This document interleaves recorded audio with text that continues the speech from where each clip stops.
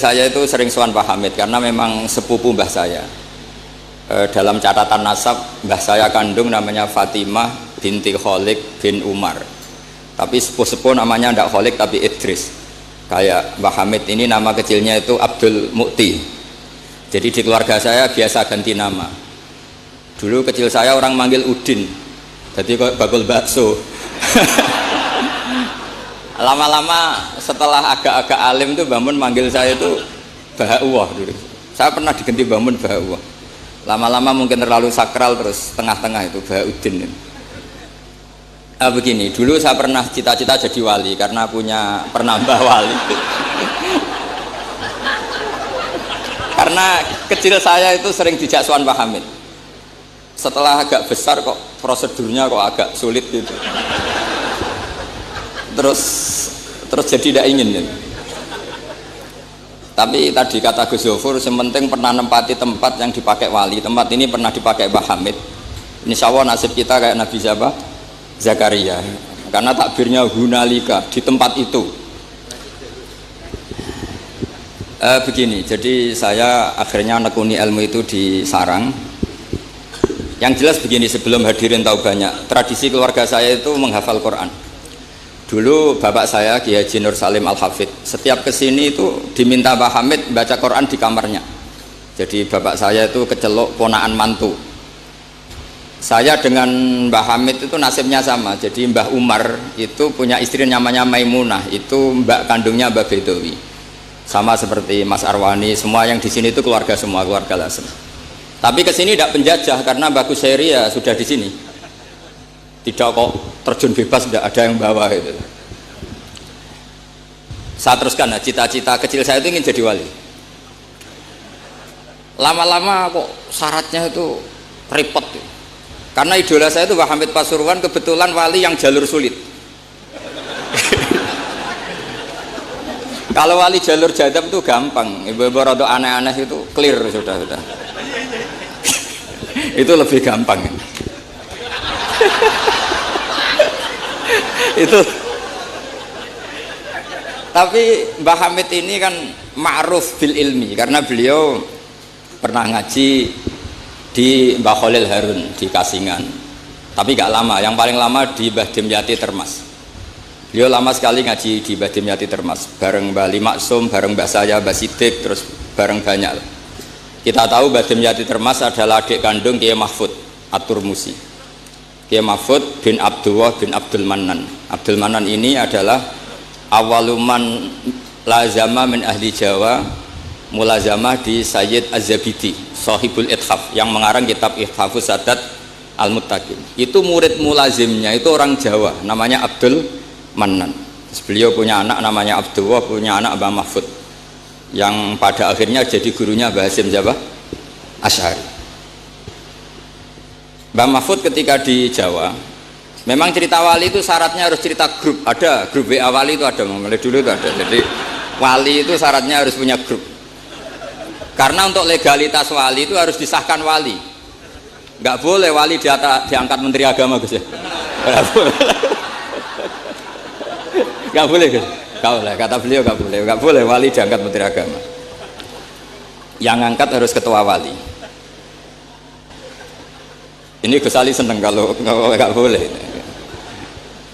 Jadi harus punya grup. Kenapa harus punya grup? Karena syarat kebenaran itu harus disepakati, harus konsensus bena ahli haq. Kalau NU menamakan ahwa ahlul halli wal aqdi. Kenapa demikian? Ada standarnya. Dulu Kiai Hamid itu ma'ruf ngaji badim itu malah kitab Jamul Jami', kitab paling ruwet. Makanya alhamdulillah nggak banyak peminatnya. Karena sesuatu yang ruwet gak perlu diteruskan. Jamul Jami' itu kitab yang saya dulu pernah ngaji Mbah Mun, abahnya Gus Zofur itu khatam. Itu ngaji itu lama sekali karena memang gak bisa cepet-cepet karena memang harus mikir. Setelah saya ngaji Jamul Jami', ngaji Lubil Usul, karena Kiai Mahfud itu al-usuli. Nah ini kaitannya dengan kewalian Pak Hamid. Nanti kamu bisa daftar lewat jalur ini, jalur saya ini nanti. Kitab Usul Fiqh adalah sebetulnya kitab yang memudahkan kita jadi wali, meskipun pelajarannya susahnya minta ampun. Kenapa demikian? Karena usul fikih itu yang memberi ruang bahwa qutbu hadaddin adalah al-istildad bil mubahat. Pada akhirnya poros utama agama ini adalah orang-orang soleh itu nikmati ma'abahahu, sesuatu yang dibolehkan Allah Subhanahu wa taala. Saya dulu ya janggal, Mbah Mun itu kalau ketemu bapak saya itu ya guyon terus. Kiai Hamid di Lasem sama Singat kalau ketemu keluarganya sering guyon di ruang tengah itu di Pondok Fakhriyah. Karena mbah saya itu sepupu beliau. Dulu saya janggal, sampai Mondok Sarang ya semua ulama kalau ketemu pasti guyon. Ternyata memang menurut pandangan usul fikih hukum mubah itu tidak ada. Kenapa tidak ada? Karena mubah itu maknanya bisa dilakukan, bisa ditinggalkan. Padahal dengan melakukan mubah seseorang pasti meninggalkan keharaman. Watarkul haram wajib, padahal meninggalkan barang haram itu wajib. Makanya rata-rata pondok-pondok salaf itu jarang santrinya diharamkan rokok, ngopi. Karena kalau kangkang itu ngopi terus rokokan dangak-dangak, itu artinya kan nikmati suasana pondok. Kayak apa kalau itu di bar itu, di kafe. Jadi itu bukan ngopi, itu tarkul haram. Nah, ini saya mohon yang kangkang kecil-kecil jadi wali lewat itu saja. Sehingga tidur itu ya wajib. Karena dengan tidur kamu tidak bisa maling, tidak bisa dugem, tidak bisa ke kafe, tidak bisa di perapatan lihat wanita-wanita cantik. Jadi wan naumu ibaratun antar kil ma'asi. Itu cara pandang usul fikih. Sehingga dengan cara pandang seperti ini Allah ngendikan wa min ayatihi manamukum billaili wan nahar. Termasuk ayatnya Allah adalah kamu tidur baik malam maupun siang dan baik subuh. Jadi cara pandang adalah al-manam itu tarkul ma'asi. Sehingga orang-orang usul fikih, makanya ketika Mbah Hamid terkenal wali, kemudian setelah saya besar tahu bahwa orang alim sampai bisa menerjemahkan menazumkan sulam taufik macam-macam lah. Yang saya kenang adalah saya ini itu, saya tak matur Mbah Idris, itu pernah Pak Alik saya. Saya ini apal diba, apal berjanji, apal burda. Itu juga karena mbah saya kandung namanya Mbah Fatimah. Cung, Kak Hamid itu jadi wali, itu mergo apal burda, apal diba. Karena saya masih ingin jadi wali, saya hafalkan. Akhirnya saya hafal. Saya tidak tahu ini kalau Gus Aziz ini hafal apa enggak. Padahal sarannya mantunya orang Islam harus hafal Gus. Ini kan. Jadi saya ini akhirnya saya hafal, sampai sekarang hafal. Tapi tidak untuk pidato, ya hafal saja. Kalau Pak Said Akil Sirat hafal terus ngendikan terus kalau pidato. Katanya kalau nggak hafal nggak NU katanya. Begini, saya ini termasuk pengagum wali-wali alim. Mimbenihim tentu Mbah Hamid. Pertama Mbah Mun terkenal wali itu juga diantaranya yang memaklumatkan itu Mbah Hamid. Ini Mas Aang, ini ada Mas Arwani. Ketika Pak D. Taifur sama Mbah Hamid sama keluarga, beliau memutuskan sudah saya hanya sama keluarga. Ketika ada tamu dilihat sama Pak D. Taifur, itu siapa? Itu Gus Mun.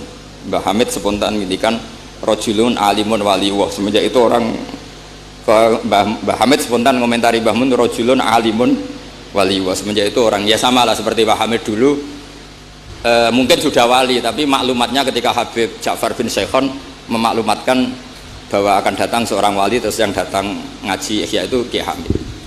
Nah ini nunggu pengumuman berikutnya. Tapi tadi Gus Gofur sudah mengumumkan Gus Ali datang, ini juga wali ya. Ini. Jadi, anggap saja ini penobatan. Cuma yang agak masalah ini kan Gus Gofur itu pernah putus sama Gus Ali. Mbah Mun saja manggil Gus Ali le. Jadi ini kalau betul penobatan minal adna ilal a'la ini agak. Jadi ini tauliyatul adna lil a'la. Jadi ini agak masalah. Maka belum begitu sah ini nanti. Atau kalau sah ya tanpa penobatan itu memang sudah wali itu. Jadi ini begini, saya minta supaya pendaftaran wali itu lewat jalur ilmu saja.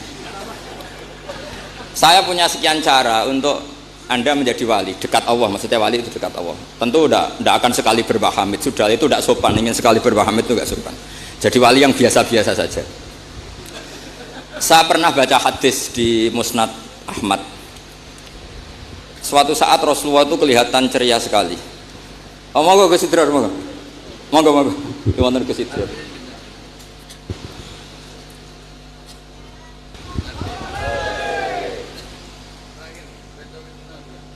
Monggo. Saya teruskan ya. Saya itu punya tradisi kalau ngaji itu tak takriri, termasuk Ihya.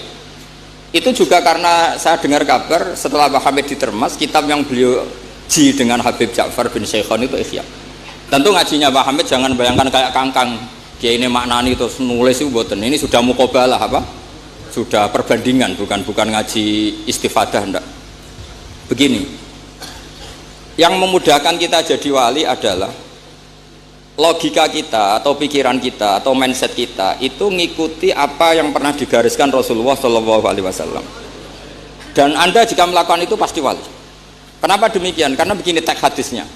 Suatu saat Nabi itu kelihatan senang sekali, terus beliau ngendikan, ini ada di Musnad Ahmad. Absyiru ma'asyiral muslimin, innallaha ta'ala qad fatahalakum baban minas sama. Yaqulu absyiru ma'asyiral muslimin. Wahai orang-orang Islam, kamu harus senang. Karena innallaha ta'ala yubahi bikum al malaika. Allah membanggakan kalian kepada para malaikat. Kira-kira orang dibanggakan Allah itu wali apa enggak? Wali. Yaitu bahwa hadhil ummah, kata Allah, umat ini, umatnya Rasulullah SAW itu berstatus addu faridotan wantazoru ukhra. Umatnya Nabi adalah umat yang sudah melakukan subuh terus nunggu datangnya zuhur. Setelah zuhur dilakukan nunggu datangnya asar begitu. Maka ketika Rasulullah SAW memuji hadil ummah, ini jalur wali lewat ilmu, itu umat ini distatuskan oleh Rasulullah itu apa? Fal mu'min baina hasanaten. Orang mukmin itu selalu diantara dua kebaikan. Hasanatin qad qadoha wa hasanatin yantaziruha.